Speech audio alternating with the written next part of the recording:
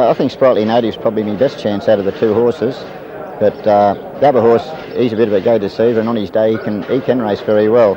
Sprightly Native was a little bit disappointing the other day, but on his best form I think he's got a very good chance.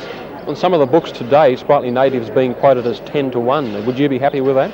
Yes, I think it'd be a very good price if you can get 10-1. OK, so what about in the absence of Sprightly Native or Boscafella, who do you think would be the one to beat? Well, I think Hayo is definitely the horse to beat. I think he's reasonably well weighted, and you know he's a class horse. AI does seem a popular choice for tomorrow's Gold Cup, and with jockey Malcolm Johnson back home and in the saddle, it looks a formidable combination.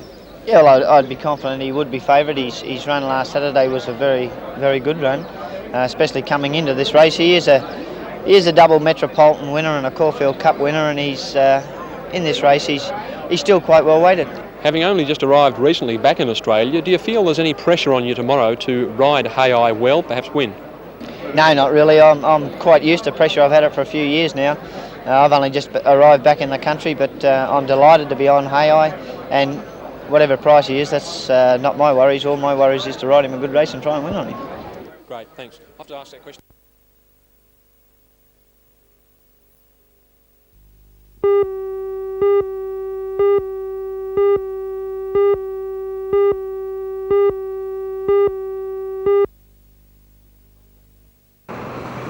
Tees contractors have been awarded the $2.6 million job, which should be finished by April next year. The approach lanes will feed the new bridge over the Hunter River. In tandem with the existing bridge, there'll be 3 northbound traffic lanes and 2 southbound. Today, traffic lanes on the southern bank were closed and redirected as bulldozers moved in to dig up median strips. For commuters to and from Maitland and Raymond Terrace, the work will mean some frustrating delays during peak traffic times. A condition of the contract is that 2 lanes be kept open in each direction. However, there will be times when traffic restrictions will apply. The good news is that construction of the new bridge is on schedule. The $22 million project will be finished in April 1987. The 576-metre-long concrete bridge will have 15 spans and, when complete, will ease the traditional bottleneck at Hexham.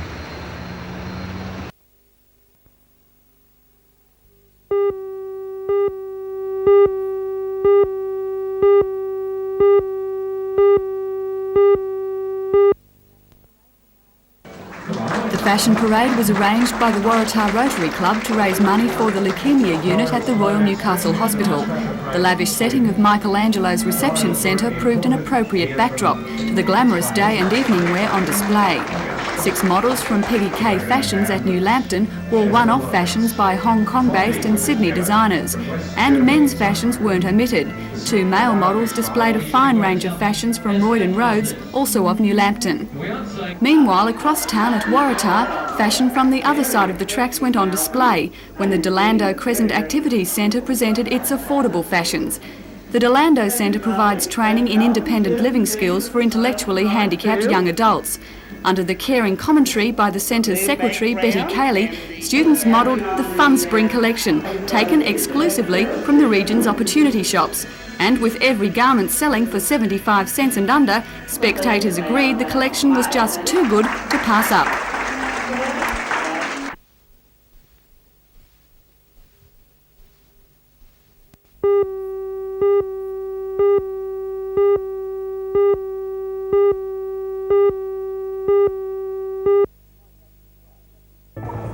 I'm Matthew Clark.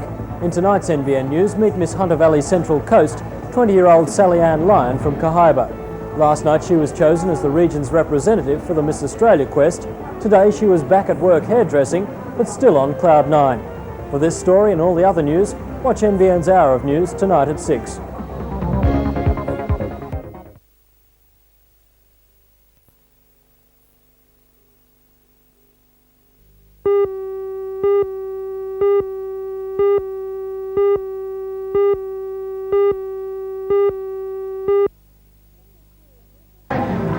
Spring is here, and with it is the new season's look in colour and design. In tonight's news, we'll be showing you the latest fashions now on show at the Charlestown Shopping Square. For more details, be watching tonight's news at 6 o'clock.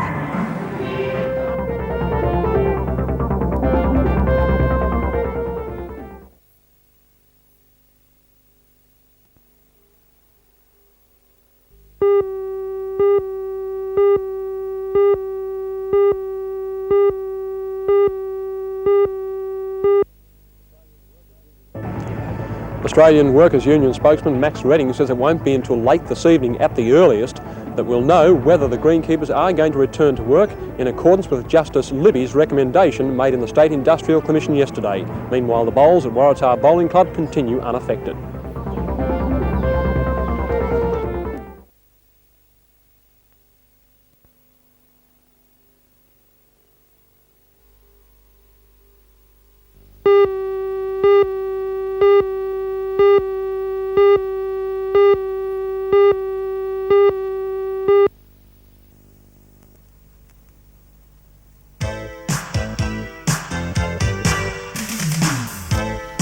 The Summer Magic Show, more than 100 new season summer fashions are being paraded before the customers at the shopping square daily. The clothes have been provided by the centre's fashion stores and feature the latest looks for the warmer months ahead. It seems that mix and match is the go for this year, and bold floral patterns have returned, adding both colour and style. With the swimming season just around the corner, new costume designs highlight the latest looks. The parades are on twice daily, tomorrow and Saturday, as well as special showings next week.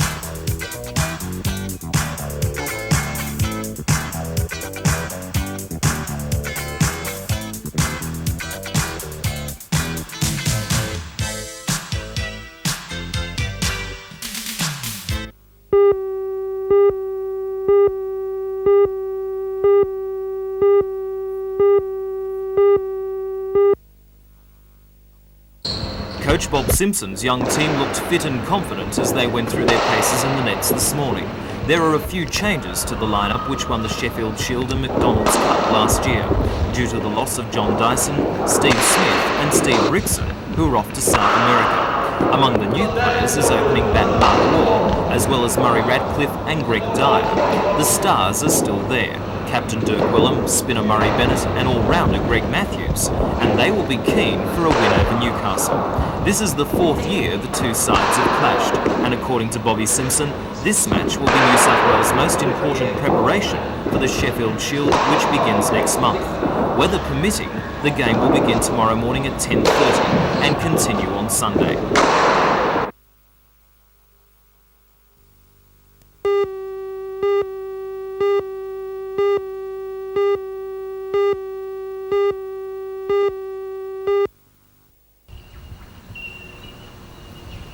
Today's announcement that the state government will buy the 27-hectare area of land to expand the Glenrock Reserve ends a long battle over the future of the Bailey land.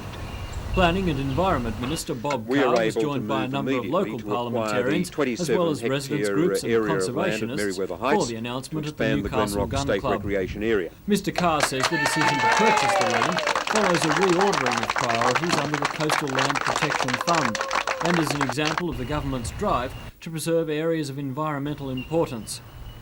He says negotiations with the owner of the land will begin within the next few weeks and the purchase should be complete by Christmas. Despite the fact that the government has held no talks on the sale with the owner as yet, Mr Carr says the government will definitely buy the land.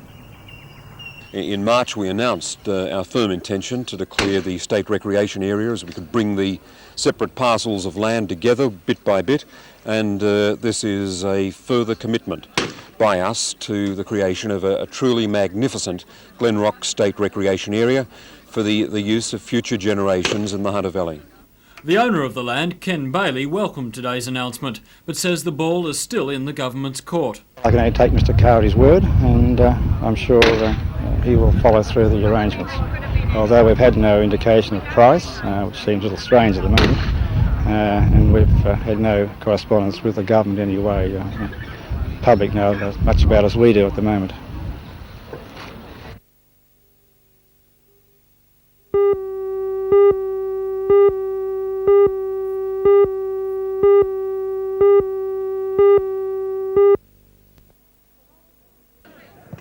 For both teams, yesterday's grand final carried special significance. For the minor premiers, Belmont Swansea, in the yellow and green, it was their first since 1970 and a chance to make it their most successful season for 15 years. For West Wallsend, it was a chance to break a jinx. They've played in 3 of the last 4 grand finals and lost on each occasion. In the first half, it seemed the jinx would continue, as Belswan dominated and led at the break 1-0 through a goal by David Butchard. But in the second, West Wallsend fought back and Brett Baldwin scored to take the game into extra time. It seemed the neck-and-neck struggle would not be resolved, but 10 minutes before the end of extra time, tragedy struck for Belmont Swansea as one player edged in a home goal to make the final score 2-1 to West Wallsend. And in motorcycle racing, the Barley Ranch Raceway north of Raymond Terrace was the venue for the Newcastle Star Dirt Track Classic yesterday. There were 80 events run during the day, with the feature race drawing some 90 entrants. Cessnock's Australian champion Chris Watson won easily, being unbeaten in the 3 rounds and finishing with 45 points. Next came Wallsend's Todd Wiltshire with 34 and teammate Paul Caslick with 18 points. Watson's great rival Stephen Davies, who beat him in the Victorian title in a couple of divisions, could only place 7th. In the Valvoline sidecars, Brett and Grant Hogg of Ipswich won from Mark Eaton and Alf Osborne of Mayfield Club, with Jeff Lawrence and Darryl Hall of the home club 3rd. Cessnock's David Cummings won the Tomago Aluminium Junior title from Paul Griffin of the Terrace and Justin Pryor of Wallsend.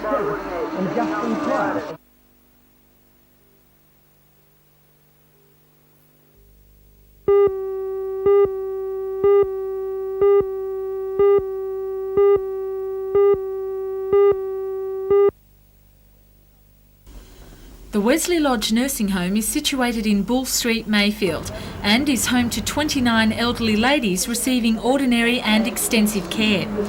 2 years ago, the State Department of Health directed the home to install modern facilities.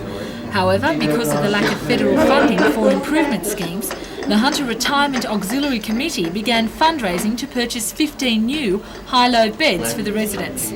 The official handing over of $10,000 was today presented by the President of the Committee, Beryl Pont, to Reverend Charles Bathgate, Chairman of the Board of Hunter Presbytery Retirement Living. The new beds will replace these older models, and it's hoped that another 15 will be purchased with continued fundraising efforts.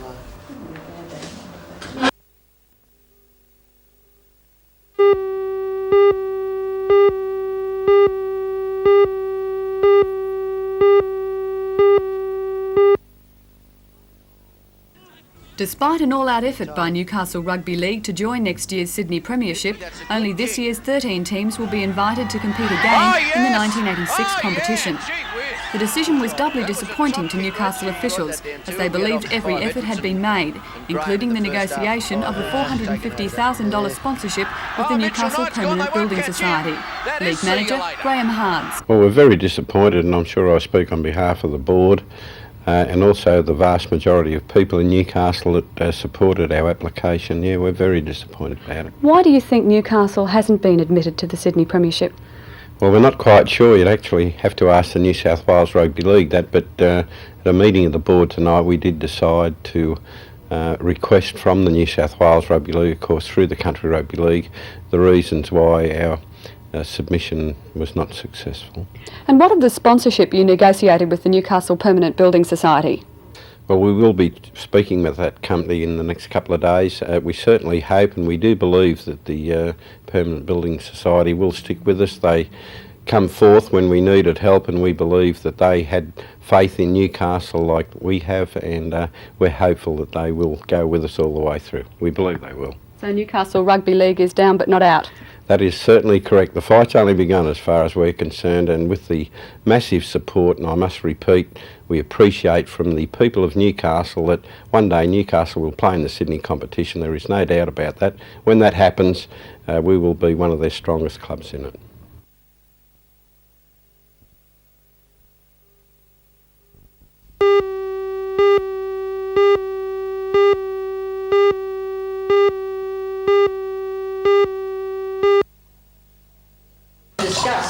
The events weeks leading up to the sacking of the Newcastle City Council on October 2nd last year created a build-up of emotion and drama. Earlier in 1984, Newcastle's Lord Mayor of almost 10 years, Joy Cummings, suffered a stroke and retired. And the Labor Party, which was in the minority in the council, was left without an obvious successor. Citizens Group leader Alderman Don Geddes took over the job as Lord Mayor, and the attacks over the computer tape scandal increased. In an emotionally charged special meeting to discuss a report on the tapes affair, the Labor alderman walked out, claiming that the meeting was undemocratic. That was just 10 days before the sacking. According to Mr Stewart, the council had become unworkable, and there was an obvious lack of trust between the aldermen and also the council officers, which resulted in inexcusable delays and prevented the council from doing its job.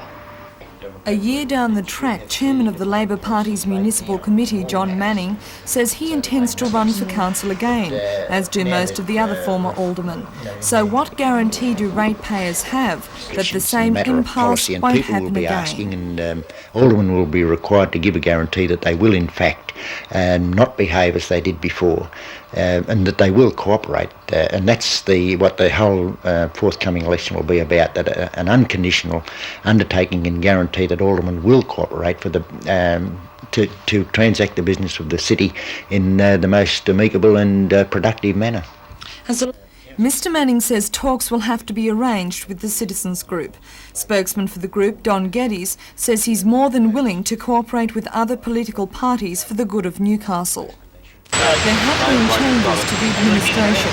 The Development Control Unit, made up of council officers, has an autonomous say on whether a development application is approved, providing it's not controversial or a major development. And the unit has certainly speeded up the procedure. Before the council was dismissed, it took an average of 46.8 working days to process an application. Now it takes only 21.9 days. And it's unlikely that that can be shortened because of the outside constraints, such as the 14-day public comment period for developments in the suburbs. The administrator, Mr Colin Saunders, has definite views on what a council's role is. Yeah, I think their function is to determine policy and to probably a small extent to become involved in any rather big or major developments within the city, but I think they should shy away from this pothole mentality that some of them get. Most people agree that the Newcastle City administration is running smoothly. But when an organisation is handling public money, the ideal in a democracy is to have an elected body to represent the people's interests. The local government minister, Kevin Stewart, says a new Newcastle City Council will be elected early next year.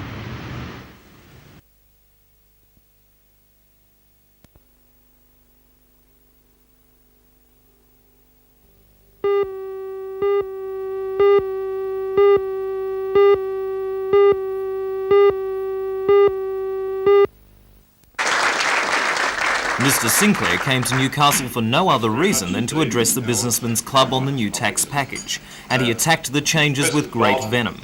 He told the audience that young married couples with children and only one income would be in a worse financial situation than before. Even families with two incomes, according to Mr Sinclair, would not benefit from the changes. He predicted hard times for farmers, saying the capital gains tax in particular would damage their already fragile profitability. Mr Sinclair said that because many of the tax changes would not take effect until next year, or 1987, they were creating uncertainty amongst businessmen and affecting their forward planning. Taxing fringe benefits, he said, limited the ability of employers to reward or provide incentive for their employees. According to Mr Sinclair, the changes tax incentive and thereby discourage the economy's growth. Well, one of the areas that concerns me in the whole of the character of these proposals is that the government seems to have fallen into the general mode of the ACTU, and that is to tax heavily the person with incentive or somebody who tries a little harder. Sadly, the product of the whole range of the new impositions on the taxpayer are to deny the one who works harder or invests with a little more wisdom or is a little more astute the benefit for that hard work or astuteness in investment. And I don't think that that's the way in which we're going to grow.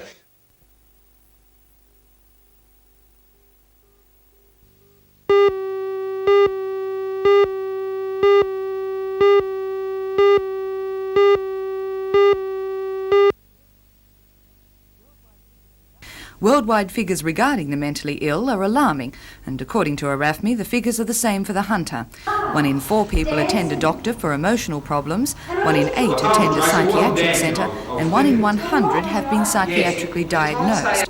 The seminar today was attended by representatives from diverse groups, from Social Security and Corrective Services to BHP. Being the International Year of the Youth, the seminar focused on youth and the family and how they cope with mental illness in their family. The seminar is also the first in the region to include a live play in its format. Freewheels Theatre performed Sparks Will Fly, a play dealing with the stress in the workplace and within the family.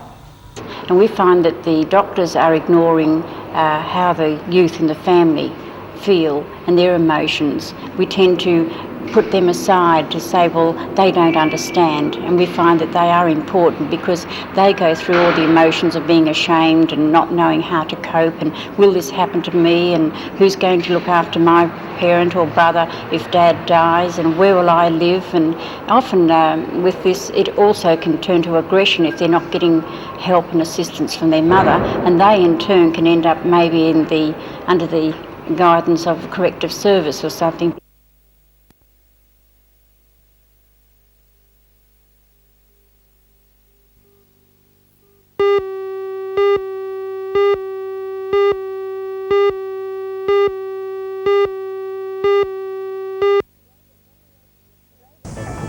Today, the long-awaited report on the Newcastle City Council was tabled in Parliament by the Minister for Local Government, Kevin Stewart.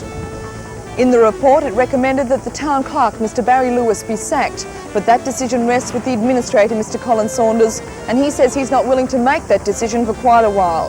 That story and more tonight on NBN News at 6.